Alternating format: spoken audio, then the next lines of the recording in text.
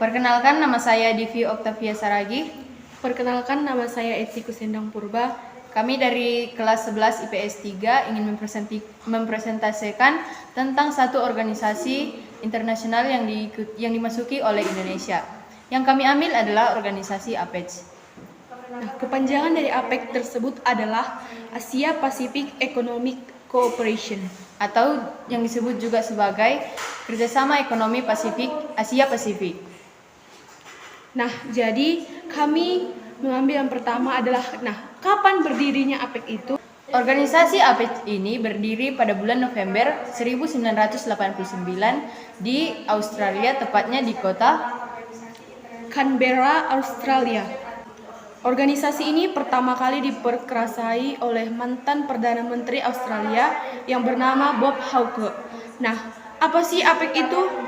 APEC adalah organisasi ekonomi non-regional yang non-politis, nggak mengikat, yang melibatkan kerja sama 21 negara Asia Pasifik. Nah, 21 negara tersebut adalah 21 negara tersebut adalah yang pertama Australia, Brunei Darussalam, Kanada, Chili, Cina, Malaysia, Meksiko, Selandia Baru, Papua New Guinea, Peru, Filipina, Rusia, Singapura, Taiwan, Thailand, Amerika Serikat, Vietnam, Indonesia, Hong Kong, Jepang, dan Korea Selatan.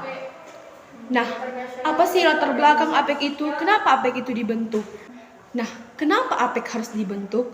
Sejarah APEC bermula dari Perang Dingin pada tahun 1947 sampai 1991. Waktu itu, Amerika Serikat yang mengusung kapitalisme ngasih kebebasan kepada setiap orang buat berkegiatan ekonomi. Nah, versus sama Uni Soviet yang berideologi komunisme, membatasi hak-hak rakyat termasuk dalam kegiatan ekonomi. Pada tahun-tahun terakhir Perang Dingin, sekitar akhir 1980-an, Uni Soviet runtuh sebagai negara perserikatan. Jadinya, Amerika Serikat menang dalam Perang Dingin. Nah, kemenangan Amerika Serikat dalam Perang Dingin bikin negara tersebut jadi satu-satunya negara adidaya di dunia. Menurut Office of the Historian USA, paham kapitalisme langsung menyebar ke seluruh dunia dan berpengaruh ke perdagangan internasional. Perdagangan antar negara yang dulunya dibatasi sama Uni Soviet karena paham komunismenya jadi lebih leluasa karena kapitalisme. Jual beli antar negara jadi lebih bebas dan mudah. Kapitalisme ini kemudian melahirkan globalisasi. Teknologi yang makin berkembang bikin negara-negara di seluruh dunia aja lebih mudah berinteraksi buat ngobrolin berbagai hal termasuk ekonomi. Hal itu membuat pendiri APEC, yaitu Bob Hawke, resah. Waktu itu, Hawke menjadi Perdana Menteri di Australia. Globalisasi seharusnya bisa bikin banyak negara kerjasama, tetapi kenapa organisasi perdagangan anggotanya itu saja? Kalau gini, negara yang nggak jadi anggota bisa nggak maju-maju nih perekonomiannya. Kira-kira Hawke ngebatin gitu waktu itu.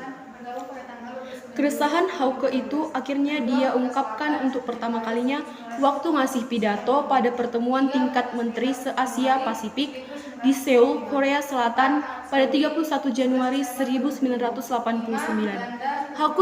Hawke juga ngusulin buat bikin organisasi regional yang bisa kerjasama dan saling konsultasi dalam hal perdagangan. Dia pun ngajak para perdana menteri yang hadir buat ngebahas idenya itu pada pertemuan selanjutnya.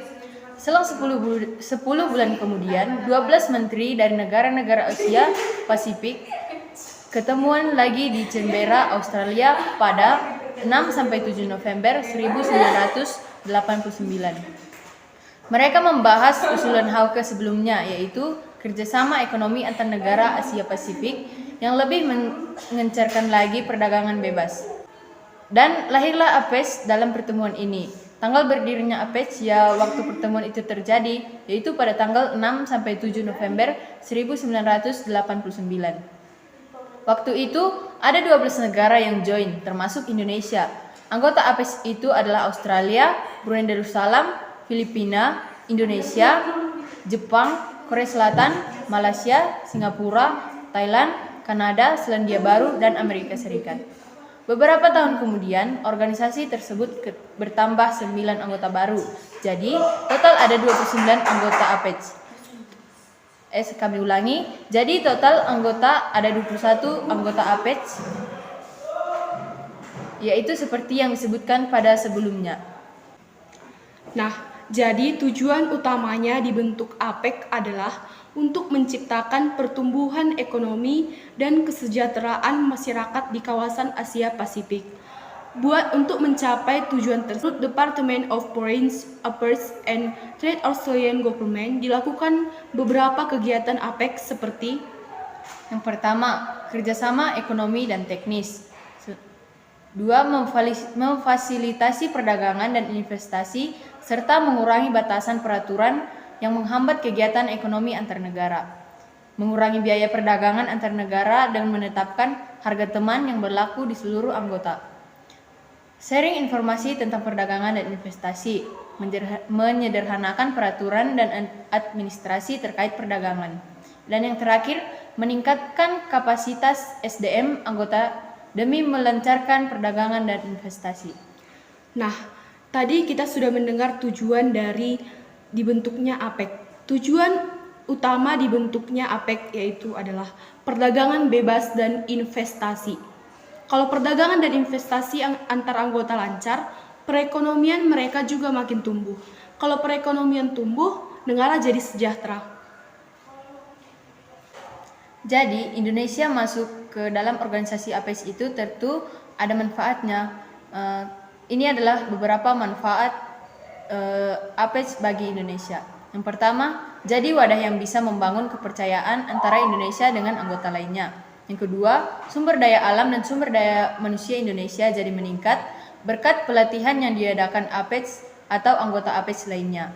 Yang ketiga, dunia usaha di Indonesia jadi untung karena ekspor dipermudah. Sejak Indonesia bergabung APEC pada tahun 1989 sampai 2013, Indonesia dapat untung lebih dari 246 miliar dolar Amerika. Yang keempat, arus investasi di Indonesia meningkat. Total investasi portofolio dari anggota APEC lainnya yang masuk ke Indonesia pada tahun 2012 sebesar 245.200 miliar dolar Amerika dibandingkan 45,7 miliar dolar Amerika pada tahun 2001.